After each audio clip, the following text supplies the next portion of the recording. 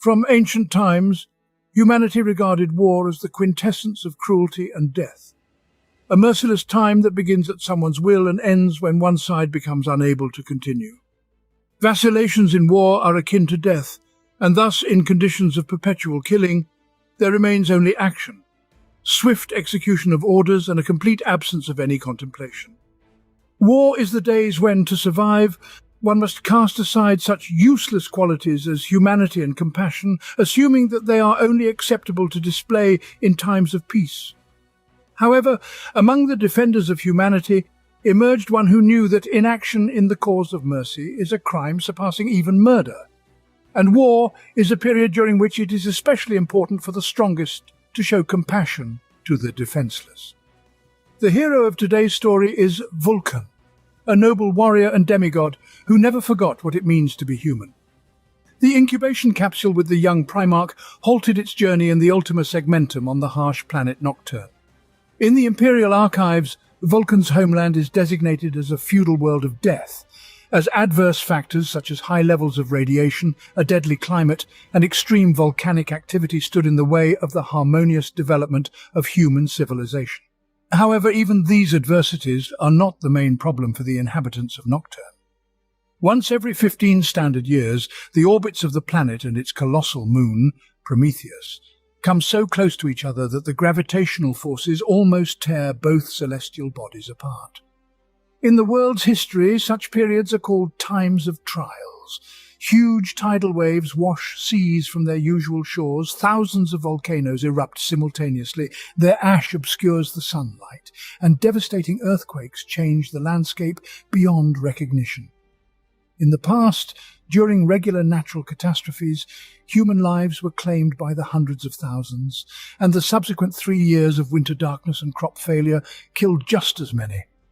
Mockingly, another calamity often joined the inevitable misfortunes of the people of Nocturne.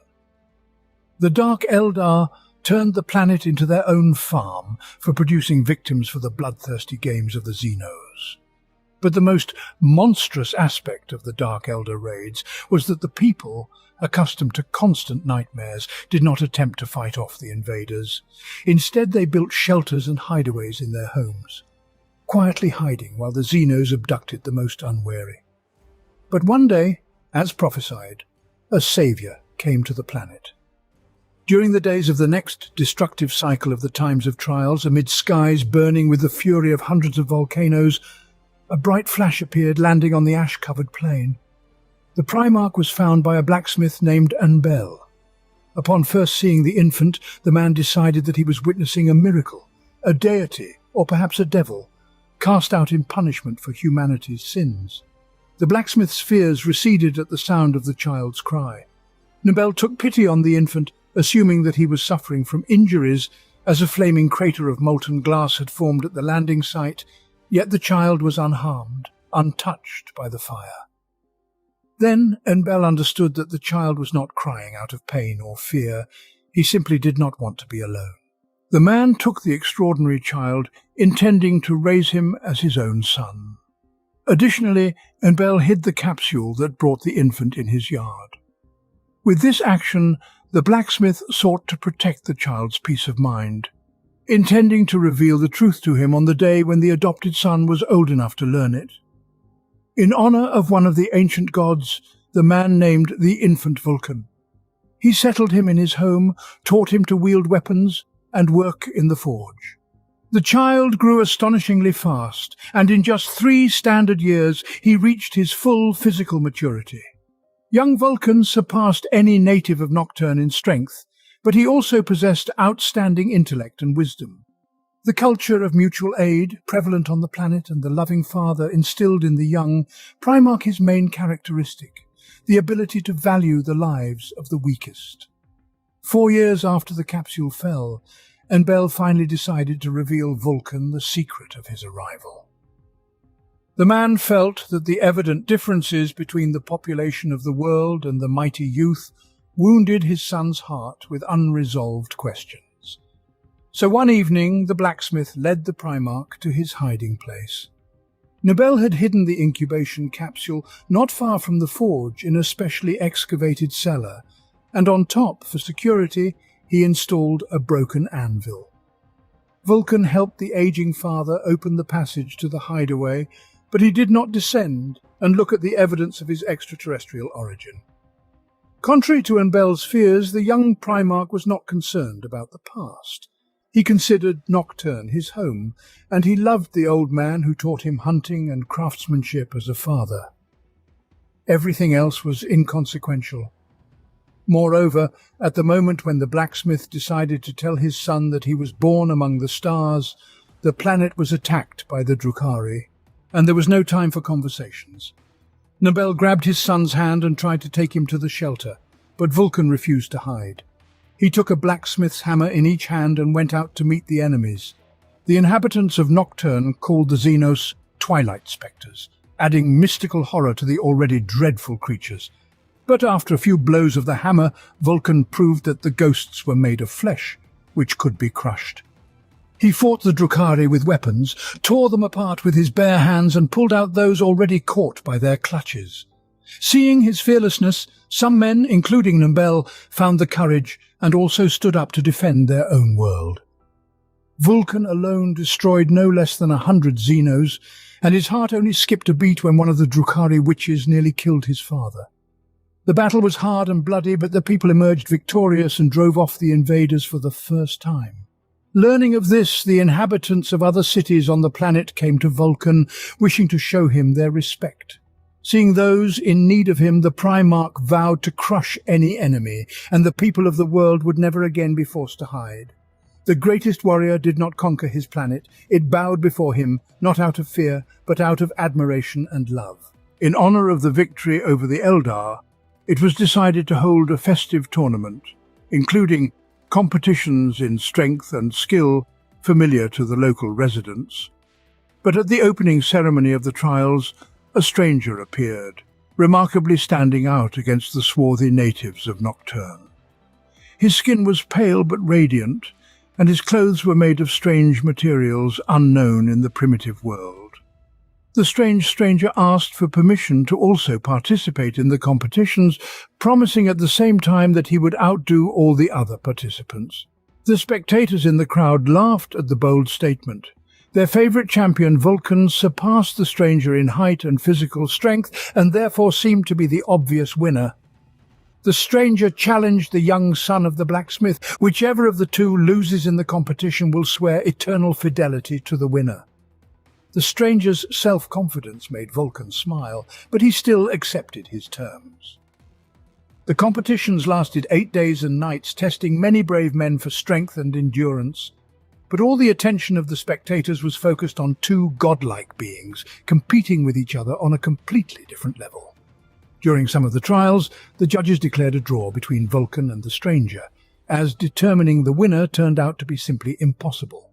For example, in one of the competitions, the participants had to lift a heavy anvil off the ground and hold it longer than others. But the fair-skinned stranger and the blacksmith's son lifted the anvil above their heads and stood in this position without signs of fatigue for more than half a day. All subsequent stages had similar results, and by the end of the 8th day, the winner still had not been determined. To finally decide the outcome of the competition, the elders proposed to end the confrontation with a hunt for a salamander. 2 participants were given 24 hours to forge themselves weapons and track down one of the deep dragons of Nocturne. The judges understood that such a task, which seemed insurmountable for anyone else, would be too easy for the powerful rivals, and therefore made a reservation. The winner would be the one who brought the salamander of larger size. Hunting for fireproof monsters from the slopes, spewing lava, was a popular pastime among local heroes, and the young son of the blacksmith Nunbel had long been famous as the luckiest hunter of deep dragons. The young man forged himself a huge war hammer, while the stranger preferred to create a sharp sword. After sunset, the participants climbed to the highest volcano on the planet, the mountain Deathfire, where, according to legend, the largest and most dangerous salamanders lived. The Primarch found his prey first and knocked off the head of the deep dragon with one blow of his hammer. However, as he was already carrying the lizard carcass down, An unexpected earthquake occurred, causing a lava eruption. Vulkan found himself in a precarious position. He hung over a fiery abyss, holding onto the edge of the cliff with only one hand. In the other hand, the young man held the dead reptile, proof of his victory. After several hours, Vulkan began to realize that even his superhuman strength would not allow him to hang over the lava lake forever. But unexpectedly, the stranger appeared next to him, holding a salamander of unimaginable size that he had killed. Seeing the critical situation of his opponent, the stranger without hesitation threw his prey into the lava, and using its fireproof skin as a bridge, carried Vulkan to safety. When the two participants returned, the cheering crowd declared the blacksmith's son the winner, as he brought with him a huge reptile, while the stranger came with empty hands. But Vulkan silenced the crowd and knelt before the stranger, declaring that a man who values another's life above his own pride is worthy of his service. Then the stranger finally revealed his true essence and introduced himself as the Emperor of Mankind. He explained that he is the true father of Vulkan and also told about other Primarch and their common main task. The stranger's speeches amazed, yet the newly found son did not rush to swear allegiance to the Emperor. Vulkan was saddened by the thought of leaving Nocturne without his protection, but his father urged him to fulfill his duty to the many other worlds suffering from countless other horrors of the galaxy. About the Primarch's homeland, now after joining the Imperium, the father promised a peaceful future under the protection of the 18th Legion, created from the blood of Vulkan himself. The night after, the first captain of the Salamanders and former commander of the Pyre Guards, Artellus Numion, decided to make his sacrifice and prove that his fervent belief in the resurrection of the Primarch had validity. The first phase of the time of testing was beginning on the planet. The warrior used the natural disaster to stealthily leave the Legion citadel and reach Deathfire Mountain, where the Primarch was buried. The first captain voluntarily stepped into the lava, willing to trade his life for the return of his father. His act was an act of pure faith, yet it worked. Artellus Numion's pursuing comrades encountered a weakened and disorientated warrior in the ashy desert, holding a spear of fulgurite in his hand. Against all reason, Vulkan was alive again. After being resurrected in the depths of Deathfire Mountain, the Primarch was lost and remembered almost nothing. But an unknown spirit who appeared to him in the form of an old man insisted that Vulkan use the items he had just created: the thunder hammer Erdrakul and the talisman of 7 hammers around the Primarch's neck. Upon meeting his sons, Lord of Drakes activated the talisman, opening a portal to the webway located on Nocturne. A squad of warriors got lost in the mysterious dimension of the Xenos and ended up on Comora, where they fought the Dark Elder. The Salamander then picked up a fleet of Shadrach Medicine, who claimed that his genetic father, Ferrus Manus, had been reborn. The captain of the Iron Hands was wrong. Manus was only a demonic fake, and Vulkan had to destroy him. Retreating to Caldera, the Primarch of Salamander met again with the mysterious old man who led him to the gateway to the webway, this time transporting a squad of warriors to the world of Calistar, where Vulkan had destroyed Nurgle's supreme demon Aghalbor. Lord of Drakes did this with his new weapon capable of destroying servants of chaos permanently, not just temporarily removing them from the real universe. Unlike many of the Primarch found earlier, the one who would soon be called the Lord of Drakes before agreeing to serve, asked the Emperor many questions, some of which remained unanswered. Vulkan considered himself a simple man, but not a fool, and wanted to know the true intention of the one who wanted to take him away from his native home. Emperor of Mankind happily told his son that the miraculous change in his appearance was not magic, but rather science, about his laboratory and the creation of the Primarchs. He spoke of the plan to save humanity, for which he was willing to go to any lengths. He shared a dream in which he saw the future, where people live sublime and eternal lives. Then Vulkan asked his father, was it part of the Emperor's plan that his own sons would be cast into the void on worlds of flame, ice and death? The evasive answer of the Emperor demonstrated to the Primarch that some true father would never reveal to him. Vulkan understood the significant role of his brethren in the Emperor's plan, as well as what he could learn from them, powerful commanders and warriors. The Primarch considered himself a blacksmith, a creator, striving only for peace, not for war. Therefore he asked his father about the main thing, what his unique role in the Emperor's great plan is, and what he can teach the other Primarchs. The answer to this question was already known to the Emperor of Mankind, but he revealed it to Vulkan only after their first joint battle. During his first years in the service of the Emperor, the Primarch of the 18th Legion did not meet his warriors and remained close to his father under his direct tutelage. It is believed that his appearance remained a secret to all but the Primarchs already found. During this period, Vulkan was trained in the military arts, history and science, where he displayed a keen mind, as well as a rare wisdom and compassion that some felt was at odds with his destined role as a warlord and destroyer of worlds. In battle he fought alongside the Emperor as a nameless warrior in emerald armor, reminiscent of the ancient dragons of Terran legends. Primarch spent much time in the weapon forges of Mars, where he met his brother Ferrus Manus, who later became one of his closest friends. The Emperor deliberately sent his two sons into battle together so that they would discover qualities in themselves and each other that they had not previously suspected. Ferrus Manus, upon seeing an enemy missile fly exactly where Vulkan was, forgot about rationality and rushed to his brother through the thick of the battle. Primarch of the 10th Legion realized he would not be able to reach and rescue in time, but kept running, possessed by a previously unfamiliar sense of caring. He found Vulkan alive. His brother had lost his helmet and much of his armor, covered in his own blood, but clutched to his chest what he had withstood a direct bomb hit for. In the palm of Primarch's hand lay a 1-year-old girl, frightened but alive. Ferrus was shocked by the contradiction between the Vulcan's frightening eyes and the kindness of his soul behind the devilish gaze. Primarch was willing to sacrifice himself for those who were weaker.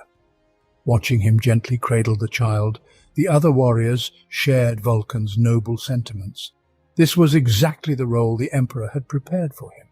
His father hoped that the Primarch of the 18th Legion would teach his warriors and brothers about mercy. It wasn't until years later, when Vulkan deemed himself worthy to take charge of the fate of the 18th Legion, that he made the decision to finally meet his own sons.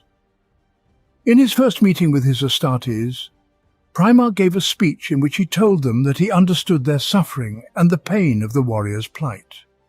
Vulkan promised that now the Legion's situation would change, for he was not only a lord and mentor, but also a father who would teach the newest everything he knew. The momentous meeting took place in the hour of need. Legion forces, led by Lord Commander Cassian Vaughn, were drawn into the defense of the Imperial worlds against the Orcs in the Taurus sector. At the time, the bulk of the Legion with the Astartes were busy fighting the horrors of Rangdan, or were on long-range expeditions and unable to respond quickly to the Orc invasion. The 18th Legion was the only one that was able to arrive on the Xenos, invaded planets and protect the population. 19,000 Astartes assisted the local inhabitants in organizing defensive squads. Thus, by the efforts of the Astartes and the people, the Imperial worlds repelled a series of continuous attacks by millions of Orcs for a year. During this time, the Astartes managed to conduct a full evacuation of the civilian population of 3 worlds to a relatively safe area within the system. The saving of human lives came at a high cost to the Astartes warriors, but from the sons of Vulkan, nothing else could be expected. To protect mortals, the legionnaires themselves trapped themselves on the dead world of Antium. According to the Lord Commander's plan, the planet was supposed to act as a lightning rod and distract the attention of the bloodthirsty Xenos. Region was far from the boundaries of the Great Crusade, and the doomed did not expect support from other expeditions, deciding to perish in a last attempt to protect people at the cost of their own lives. However, Vulkan learned of his son's dire situation. Barely having acquainted himself with his legion, he threw all his forces into arriving to help as quickly as possible. Along with the Primarch, 3,000 new Space Marines, recruited from the natives of Nocturne, as well as numerous warships, combat vehicles and weapons made according to Vulkan's designs, were sent to the planet. With the new forces, the Legion descended upon the Orc invaders, destroying the largest of the space hulks orbiting Anthem. Leading a squad of warriors, the Primarch infiltrated what the Orcs considered their ship, and placed seismic charges at its center. The Space Marines, inspired by the unexpected intervention of their genetic father, launched a new attack on the Xenos, ignoring the depletion of their ammunition and physical strength. The Orcs found themselves caught between the hammer and the anvil of noble fury, which in its power surpassed even their own. The Xenos left the battle and turned to flee, but Vulkan's sons caught up with them to mercilessly deliver them to fire. After the victory, the two halves of the 18th Legion met on the coral sands of the desert planet and removed their helmets to greet each other. The Terrans could not help but be amazed that Vulkan and the Space Marines from his home planet had a mutation that distinctly set Nocturnians apart from others. Due to the influence of high-level radiation and the constant presence of rare chemical elements in the atmosphere, the people living on Nocturne acquire an onyx skin color regardless of their original ethnic background. In addition, the mutation affects vision, allowing Nocturnians, when necessary, to see the world in the infrared spectrum, which is very useful when the atmosphere is polluted by volcanic emissions. This feature is manifested only in the bright red iris of the eye, which glows in the dark. But despite the external differences, the Terran legionnaires immediately understood that before them stood the Father who came to save them and take them home. The survivors were happy to kneel, but Vulkan ordered them to rise, saying that all his sons are equal, and he is not a petty king in need of a demonstration of obedience. Instead, the Primarch himself knelt before the Terrans in honor of the thousands of lives they had saved and the high price the warriors paid for it. Then Vulkan found the fatally wounded Lord Commander Cashin Vaughn and formally handed over command of the Legion to him, giving the dying warrior the broken power claw with which he was struck. With this gesture, the Primarch sealed the pact between the two halves of the army, showing they are brothers who will forever fight for each other. After their first full battle, Vulkan set about reshaping his legion, seeking to preserve established notions of honor, self-sacrifice, and bravery. Before meeting their genetic father, the 18th Legion had no name of their own, only a numerical designation. However, the soldiers of the Imperial Army, who were fortunate enough to fight alongside Vulkan's sons, dubbed them the Fearless Legion. The Primarch, however, bestowed upon the warriors the name Salamanders, in honor of the most dangerous lizards on his native planet. Ancient, fierce creatures, whose blood was fire and whose emerald skin was considered as impenetrable as steel, held totemic significance for the inhabitants of Nocturne. But the Primarch chose this name not because of the reptile's lethality. The name Salamanders carries a deeper meaning. Predatory lizards are always dangerous. But the inhabitants of the Primarch's native planet know that when salamanders protect their pack or offspring, defeating them is nearly impossible. Nothing can make a deep dragon fight fiercer than the desire to preserve the lives of others. The Legion's emblem became the skull of Kasari, the lizard defeated by Vulkan during a competition with the Emperor. It was the lizard's emerald skin that the Primarch placed on his armor as a frightening yet magnificent cloak. Vulkan's emerald armor could withstand the heaviest blow, including direct nuclear bombardment. His warhammer, the Dawnbringer, was capable of breaking any defense, had a built-in teleporter, and due to its incredible weight, could only be wielded by the Primarch Salamander himself. Vulkan brought his entire legion back to his homeworld, where he augmented existing strengths and added new ones. On Nocturne, his companions built powerful fortresses, arsenals, and manufactorums. Modest huts gave way to agglomerations of residential domes, relay stations, and vox towers, and instead of earth magicians and metalworkers, seismologists and geologists appeared. Additionally, a special Astartes garrison was stationed on the planet, whose only task was to protect the population from possible Dark Eldar attacks. The lives of the people changed for the better. Vulkan took the best from the Imperium and gave it to his people, while still preserving the unique culture of Nocturne. The Primarch managed to unite the ideas of the ruler of humanity with the ancient beliefs of his native planet, which entered history under the name Promethean cult. Vulkan did this so wisely that neither the Emperor nor the Inquisition found anything contrary to the true elements of Nocturne's teaching, although many cruel traditions could rightly be called barbaric. The most common ritual of the salamanders is branding, performed before and after battles. The teachings of Prometheus do not imply belief in gods or other supernatural beings, but they carry the idea of the endless cycle of rebirth of one soul in a new body. The cult in which the Primarch grew up did not become a stumbling block even among the Space Marines. Vulkan demonstrated his respect for Terran warriors and highly valued their merits in all spheres. The Primarch presented all innovations not as replacements, but as transformations into something new while remaining faithful to the past. Moreover, the first Space Marines to be incorporated into the Pyre Guard, the elite corps of Vulkan's bodyguards, were also 7 of the fiercest Terran natives. For the fallen Lord Commander Cassian Vaughn, the Primarch personally created a unique sarcophagus dreadnought, the Iron Dragon, so that the honorary warrior could serve as the guardian and protector of the renewed legion. When, after years of preparation, the Salamanders rejoined the Great Crusade, they were tempered and forged into a unified, efficient force, whose name soon became a guarantee of successful completion of assigned operations. Vulkan imparted wisdom and focus to his warriors, but most importantly, he gave them purpose, an idea against which the endless war gained meaning.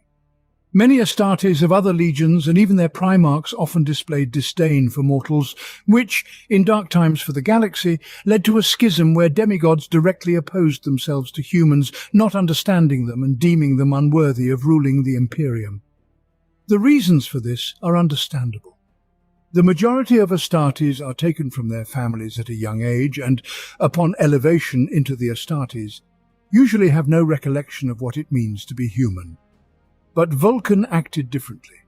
He established a tradition whereby the warriors of the 18th Legion do not sever ties with their biological families. The Primarch himself, as long as the short span of human life allowed, visited his foster father and Bel and his old home. Because the Salamanders have closer ties with the people of their native world than any other Astartes legion and interact with their families throughout their lives, they are inclined to show concern for the fates of other mortal subjects of the Emperor and strive with all their might to prevent casualties among the civilian population. Even after thousands of years, the descendants of the 18th Legion remain faithful to their traditions and do not allow themselves to become estranged from humanity. Typically, during times free from war, the Salamanders live together with their families on Nocturne and Prometheus, where they often serve as leaders of settlements. During distant missions, fighting for the happy future of humanity, Vulkan's sons could remember specific people, friends and loved ones, for whose well-being it was worth venturing to the edge of the galaxy and sacrificing themselves. It was now said of the Salamanders that they were neither quick to anger nor prone to rush in blindly to battle as once they had been. But once they had decided to unleash their wrath, it was as unstoppable and terrifying as the volcanic fury of the dark world they now called home. Within the Great Crusade, the Salamanders proved themselves to be a highly effective force, integrating well with the ranks of the Imperial army. One notable campaign of the Legion was the pacification of the Ibsen world, where the sons of Vulkan intervened with the support of the Iron Hands and the Death Guard. The world was untamed and largely inhospitable, but it possessed valuable deposits of useful minerals. However, Imperial forces encountered fierce resistance from the Eldar inhabitants of the planet. The Xenos couldn't hope for victory even against one Astartes legion, yet on Ibsen there were 3, each led by its own Primarch. Nevertheless, the Eldar continued to fight proudly, and soon human tribes from the world joined them. Vulkan was surprised by the fact that humans were capable of sympathizing and even aiding creatures that had tormented his native planet for centuries. But even more shocking were the episodes in which Xenos tried to protect armed with sticks and stones humans from the Space Marines. When issuing orders, the Primarch was unaware that civilians were present in the combat zone. His soul was torn apart by the realization that he had killed hundreds of men, women, and even children. He had done to the inhabitants of Ibsen what the Eldar had done to his people. And the people, fearing the Space Marines rather than the Xenos, were absolutely right. After the victory, Vulkan removed his helmet, wanting to show the survivors that the Emperor's wars were not fought by monsters. However, the horror on the faces of mortals spoke otherwise. The Primarch could come to terms with the deaths of warriors. Living under constant threat was their choice, but the death of ordinary people should not have occurred. But to prevent the spread of Xenos worship further, the Primarch was forced to issue orders to burn down the entire population of Ibsen, along with the Eldar and humans. The Primarch understood that all his actions were reasonable. The Imperial commander had no other choice. The dead world was renamed Caldera and settled by new colonists. But from that day on, the struggle between duty and righteousness, as well as the oppressive guilt for his deeds, never left Vulkan. Deep down, he hoped that someday after the end of the Great War, he could return to his homeland to live the life of an ordinary farmer. For a hammer is not only a weapon, but also a tool of creation. To the formidable Lord of Drakes, these dreams did not seem strange or unattainable, as he sincerely believed that his brothers would desire such a peaceful fate. Soon after the campaign on Ibsen was completed, the Salamander's Legion participated in bringing peace to Kara-Atan. The planet was also visited by Konrad Kurz's Night Lord, the Titans of Legio Ignis, and several regiments of the Imperial Army. The two Primarchs had opposing views on the methods of warfare, which quickly escalated into a confrontation that nearly ended in fratricide. Nighthaunter could not understand Vulkan's love for mortals. He was astonished that his brother not only valued the lives of mere mortals, but also made distinctions among them, valuing some more than others. Konrad Kurz found such behaviour utterly foreign. He despised all mortals equally, and therefore couldn't answer even the simplest questions about human relationships. Instead, the Primarch Nighthaunter decided to demonstrate the similarities between himself and his brother by choosing the only method he knew: torture. By order of Konrad Kurz, the population of one of Kara-Atan's largest cities was completely annihilated.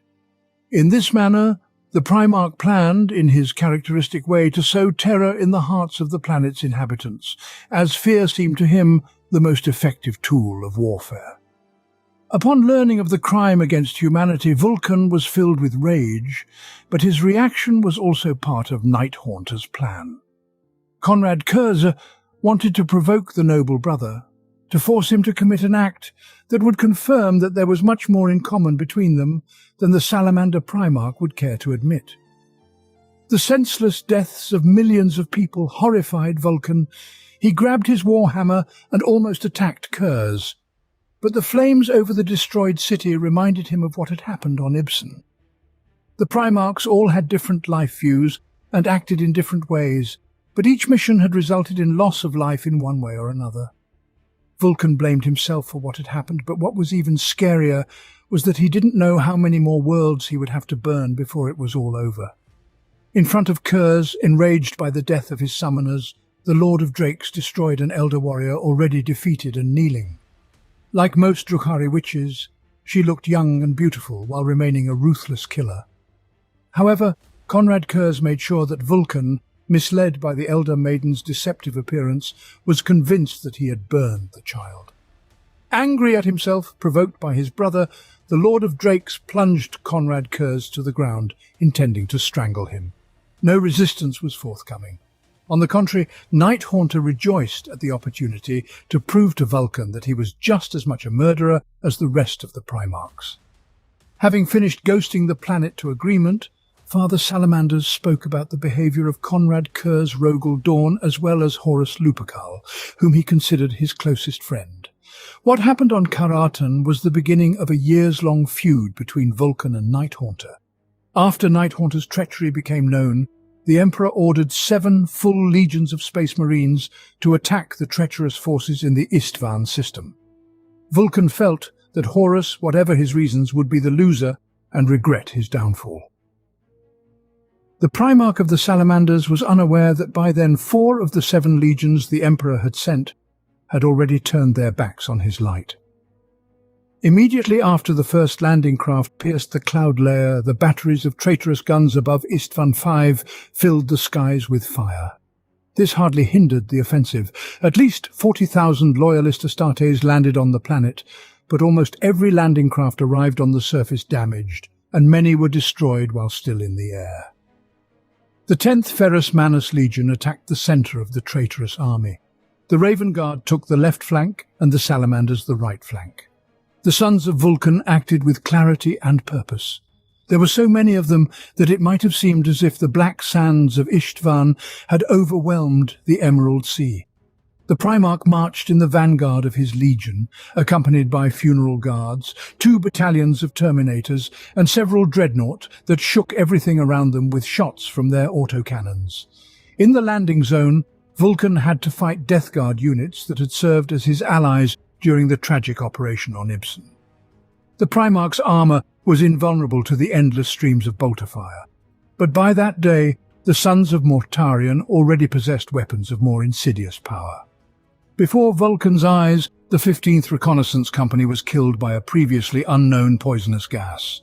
Aware of the impending danger, the Death Guards wore protective respirators, while the Salamander Space Marines continued to fight unencumbered by helmets.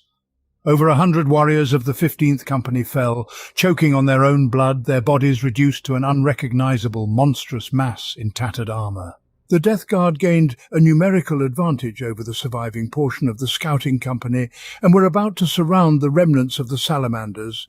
But Vulkan single-handedly prevented this, furiously slaying one son of Mortarion after another. Soon the Lord of Drakes was joined by his funeral guard, and the confrontation turned into a bloody melee. The battlefield was soaked with blood, and even the mist above it was coloured red. It was then that Vulkan heard a voice frantically shouting his name. The Primarch was being summoned by his brother and Lord of the 12th Legion, Angron. 30 World Eaters attacked a group of Salamander Space Marines outnumbered by more than 4 to 1. The maddened legionnaires of the 12th favoured close combat, and so some of them were killed by bolter fire before reaching the Loyalist position. But those who could march continued the attack despite their wounds. It was rumoured that the sons of Angron were like their genetic father and had implants implanted in their skulls to fuel their rage. At the Battle of Istvan V, the Salamanders believed these stories to be true. While the rank-and-file warriors fought a bloody melee and Vulkan Terminators confronted Angron's bodyguards, the Primarchs were about to engage the 2 brothers in a monstrous duel. The Butcher's Nail's Red Angel was to meet the Dawnbringer, the Warhammer Lord of Drakes. But before the demigods could clash, a rocket salvo split the sky, followed by a firestorm between the brothers. The Space Marines closest to the Primarchs died, and even those in Terminator armor were reduced to ash. The surviving Salamanders surrounded the genetic father, wanting to protect him from the lost but still ferocious World Eaters. The Astartes of the 18th Legion were battered, but would not stop until they were dead.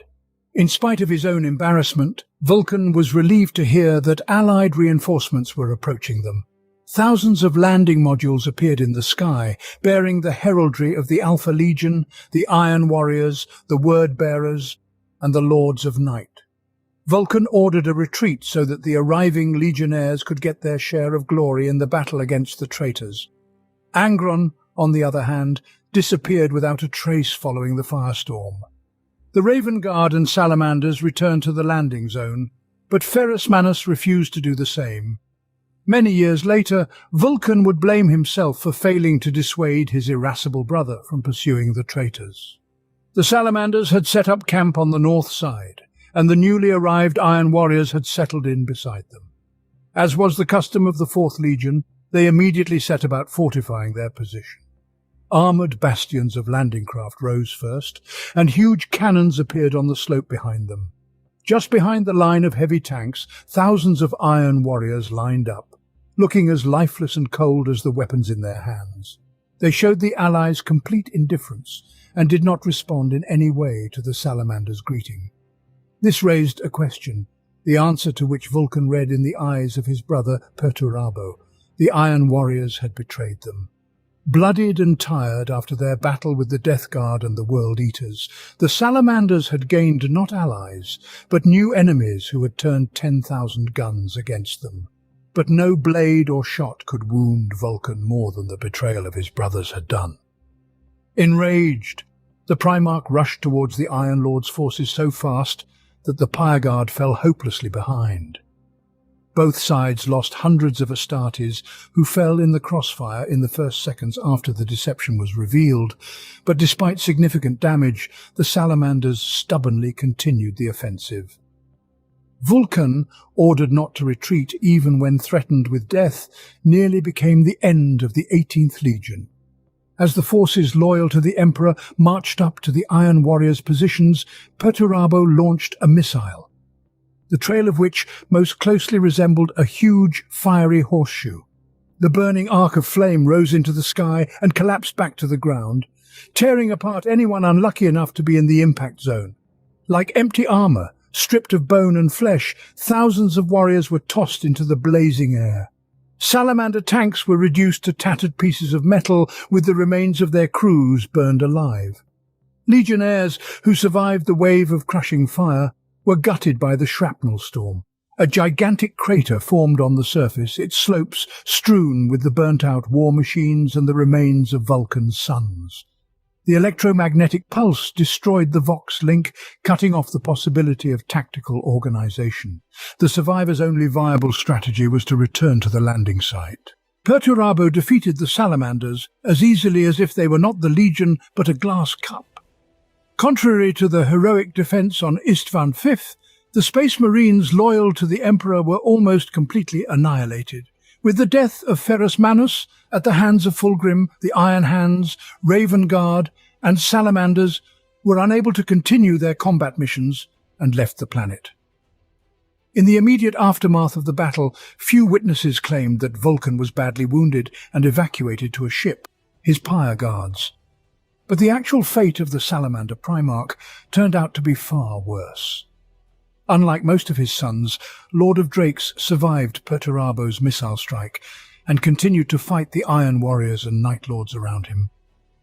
Vulkan resigned himself to the fact that he would die, but wanted to take as many traitors with him as possible. The Primarch fought desperately, but was still overwhelmed by the number of attackers and eventually passed out from too many wounds. He did not die. Konrad Curze arose nearby, unable to miss the opportunity to once again torment the brother he hated and did not understand. Upon regaining consciousness, Vulkan found himself shackled in massive chains and aboard the Night Lord's ship. Over the next few months, Konrad Curze tested the full extent of his sadistic potential on his brother, wanting to break the Lord of Drakes' body and mind and then take his life. However, the task proved impossible. Every time Konrad Curze thought he had succeeded in killing Vulkan, the mutilated body would regenerate to its former healthy state in an unknown way. It turned out that the Salamander Primarch was an Eternal, a being capable of continuous cellular regeneration. This property made Vulkan virtually immortal, just like his father, the Emperor of Mankind. In a rage, Konrad Curze decided to kill his brother as many times as it took, to rid himself of his unbearable presence forever. Nighthaunter decapitated Vulkan, ripped out his throat, and pierced his chest with his claws, but none of this produced a satisfactory result.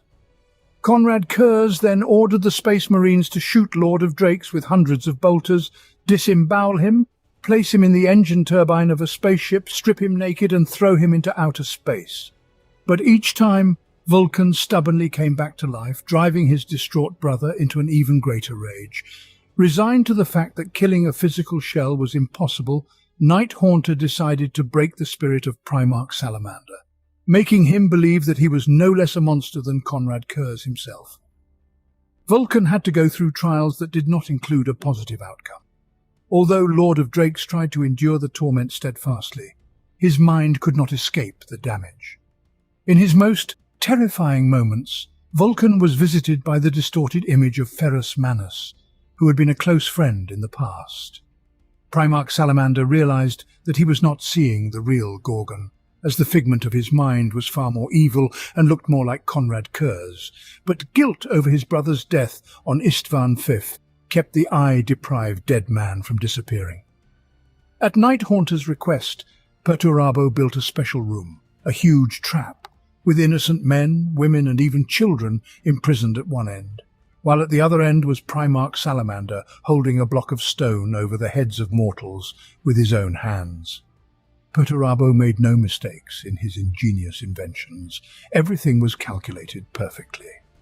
The Vulkan was able to hold the weight for exactly as long as it took for the humans to realize what was happening and wound the soul of the merciful Primarch with their screams. Despite the pain and willingness to sacrifice himself, the Lord of Drakes failed to hold the chains, turning the innocents into a bloody mass. The next torture was even more sophisticated. Conrad Kurz starved and thirsted his brother for a long time and then put him at a feast table with many dishes and drinks. The weakened Primarch was chained to a chair so that he could suffer further, unable to reach the food. However, that was not the main part of the ordeal. In addition to Vulkan, there were mortals at the table whose appearance made it clear that they too were victims of starvation torture. Their hands had been severed, and at the ends of their burnt stumps were knives and forks. Some of the men had managed to pick up bits of food even in this condition. However, the cutlery had been deliberately made too long, and getting the food to their mouths remained impossible. From the last of his strength, Vulkan shouted the only solution to the men. The Primarch urged them to feed each other, but Conrad Kurz wanted his brother to watch his valued mortals die of their own greed, and so had the foresight to deprive the victims of hearing and sight, and consequently the ability to interact. The shackled Primarch Salamander spent weeks beside the slowly dying humans. Only after the last man was dead did Night Haunter appear to his brother and kill him, this time with a table fork. Perturabo's new invention was another instrument of pain. Vulkan was placed in a special battle sarcophagus covered with spikes and blades on the inside and outside. The Primarch could not control his body, finding himself a living puppet imprisoned in a death machine. In this way, Conrad Kurz forced his brother to become the unwilling killer of several Imperial Army soldiers and veterans of the Raven Guard. The Space Marines managed to damage one of the war machine's limbs, and when a Salamander Legionnaire stepped in front of Vulkan, the Primarch was able to kill himself with a sword attached to his own arm. The torture of body and mind was not as meaningful to Night Haunter as the desire to prove to his brother. He is a monster who is no better than Conrad Kurz himself. With the help of several Psyker priests, the Primarch of the Lord of Night compelled Vulkan into an illusion in which Corvus Corax had to be killed to gain his freedom. Knowing the nobility of the Lord of Drakes, Conrad Kurz declared that if his brother gave in and allowed himself to be killed, he would see Corvus Corax suffering terrible torture upon resurrection. But even these words could not compel Vulkan to strike Corax a fatal blow. The illusion shattered, and embittered by the failure, Conrad Kurz killed his brother again. The solution was another ingenious and sinister construction by the Iron Lord, a fantastic labyrinth created in defiance of physical laws. In the centre, Conrad Kurz placed the Dawnbringer, Vulkan's Warhammer, as well as 2 dying Salamander Space Marines. The elaborate prison was constructed in such a way that any mental mapping of corridors or attempt to memorize directions was rendered meaningless once the Primarch had taken a few steps inside the labyrinth. On top of that, while Vulkan was trying to plot a route to his dying sons, Conrad Kurz repeatedly attacked him from the darkness, stabbing but not killing him. At the Salamander Primarch's worst moment, the Emperor appeared to him, temporarily taking on the guise of a mortal summoner. The Emperor of Mankind reminded his son that he was watching over him, calmed Vulkan's fractured mind, and gave him fresh strength. The Lord of Drakes then saw an opportunity for salvation in Conrad Kurz himself. He began to bully his brother, calling him a frightened child and the weakest Primarch. The distraught Night Haunter himself opened the way to the centre of the labyrinth, where Dawnbringer was resting under an energy shield. The Salamander warriors chained to the walls were dead, But Vulkan overcame his sadness, realizing that killing his sons was just a way of pissing him off. Conrad Kurz, on the other hand, possessed no such rationality. The Lord of Drakes had told his brother that all the other Primarchs felt pity for him, and he himself had always held back his strength for fear of breaking Conrad Kurz while sparring in the training cages. Those words alone were enough for Nighthaunter to throw back his blade in anger and attempt to engage Vulkan in hand-to-hand combat.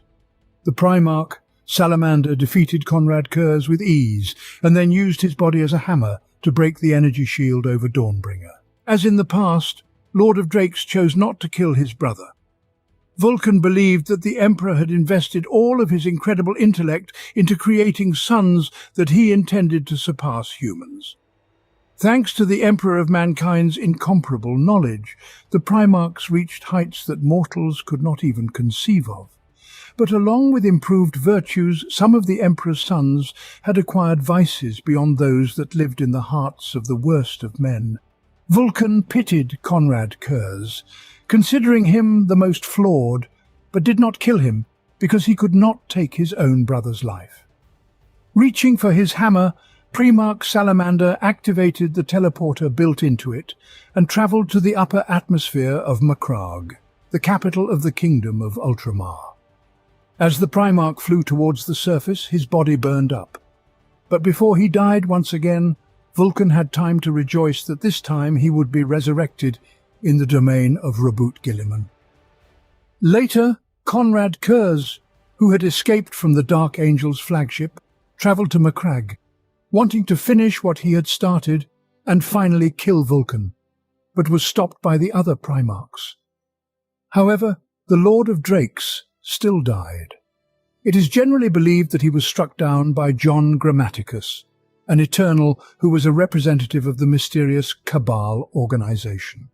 The weapon used was the Spear of Fulgurite, a special material formed by an underground surface in the distant past when the Emperor released his infinite power during a battle with the Chaos Gods. Fulgurite is supposedly the only substance in the galaxy capable of irrevocably killing an Eternal. The Imperium Secundus became a haven for many surviving legionnaires of the 18th. Lost, but still willing to serve the Emperor of Mankind, the warriors could find no better use for themselves than to move to the realm of Raboot Guilliman. While the Salamanders, convinced of their Primarch's death, mourned their loss, the Ultramarines held a lavish funeral ceremony for Lord of Drakes. Vulkan was buried in a golden tomb, wearing his armour and placing a warhammer in his dead hands. The Spear of Fulgurite remained in the Primarch's chest, as no one was able to remove it. The Ultramarines assumed they had given him a proper funeral, but the cold golden sarcophagus was a far cry from the funerary rituals of the Prometheus cult. Led by their first captain, Artellus Numion, the surviving Salamanders convinced the ruling Imperium Secundus Primarchs to allow them to attempt to transfer Vulkan's body to his home planet. The warriors had not given up hope that Lord of Drakes might have risen once more. There was a reason for their belief. On its way to Macragge, the ship had become lost in the warp and might have disappeared forever had it not been for the intervention of Magnus the Red's soul shard. Guided by unknown reasons, which the first Salamander captain explained as a gesture of brotherly affection for Vulkan, Magnus the Red took the ship to the capital of Ultramar and planted in the warrior's mind the idea that the Lord of Drakes would be resurrected if a meaningful sacrifice was made for it. To accomplish the mission, the Astartes of the 18th Legion had to overcome Ruinstorm, fight a fleet of Wordbearers and the Death Guard, and then defend Nocturne in battle against the forces of the traitors. When the enemies were defeated, the Space Marines performed a proper funeral ceremony, during which the Primarch's body was lowered into the lava. But no miracle occurred. The Vulkan did not revive.